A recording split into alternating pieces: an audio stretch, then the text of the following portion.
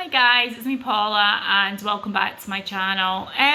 Just thought because I did a video a couple of weeks ago about Jefree Star and the Alien palette, I thought I'd just do a quick video just now talking about the new launch of the Conspiracy palette. Now,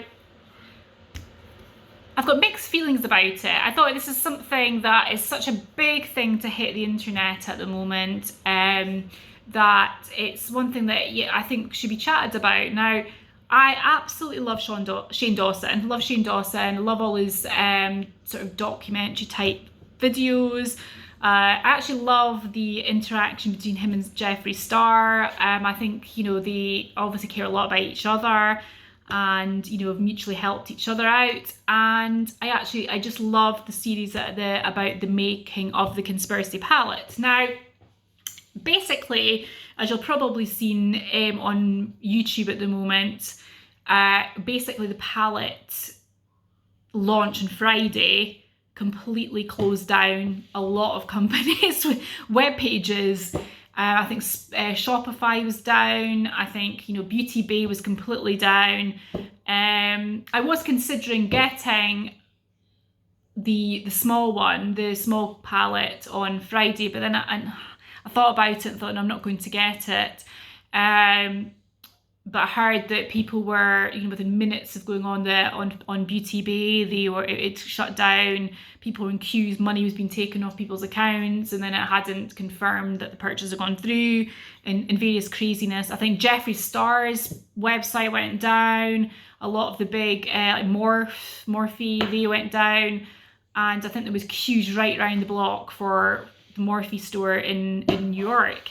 People were queuing from like 4 a.m, things like that. So I just wondered what on earth. Now, I think the thing to be said about this is that it's a great example of the success of marketing. Is the palette super special, never to be seen before or in the future? No. Okay. That's my little girl shouting to me.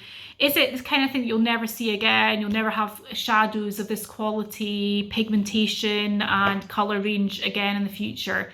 I don't think that's true. I think there's so many palettes out there colour-wise that make more sense colour story-wise. I think there's more variety in other palettes. I mean, I've just ordered the Tati Beauty one. I think for me personally, I think her colour story in that palette is much, much nicer.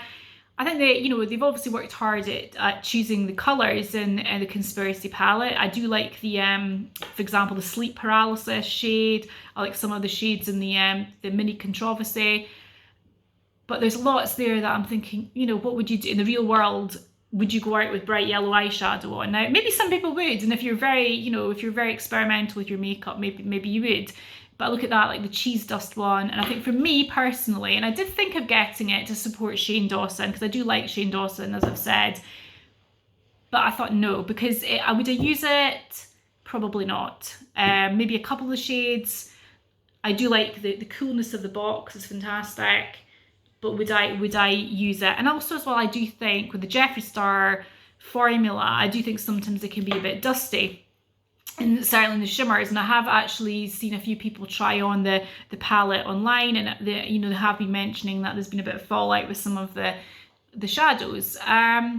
So yeah, my thoughts are, I think, would this product have done as well if it just been a normal launch in the shops from just a normal company, say like, from say Too Faced or Tarte makeup? I don't think it would. I think it's a good example of the success of marketing. People felt that they were, they had an affinity to Shane and Jefree through the process. They felt almost like, I think it was very clever to film all that for the process, release it before the release date. It was very hyped up. And I think it made people feel like they were part of the journey of Shane and Jefree, that they were part, it was almost like their palette that was being launched in the shops. So they felt like there was a big sense of wanting to support them, and I think it was a very clever marketing tool to use, and good on them. And I think that even as well seeing the way Shane was being naive about, oh, you know, well, is it going to sell out? It might, you know, what'll happen if it doesn't? And Jefree, obviously knowing the industry, was saying, absolutely, of course, it's going to sell out. It is, you know, it's going to go like that. And it was true to form. It sold out within seconds. And the box, obviously, as I said, is beautiful as well. Yeah, so that's my thoughts on it, really. So yes, I think it's an interesting concept. The box is beautifully done, and I do like the way I think the way they marketed it was very clever, and you know, the people bought into it. Do I think it's something I would buy? No, I don't particularly like the colour story for me. Maybe some people would use it. Do I think it's special enough to queue at 4 in the morning to get? No. But anyway, I can big congratulations to Jefree and Shane, because I think it was genius what they did. Genius, the whole process was genius. And I'll look forward to seeing what they do in the future. I do quite like one of those mirrors though.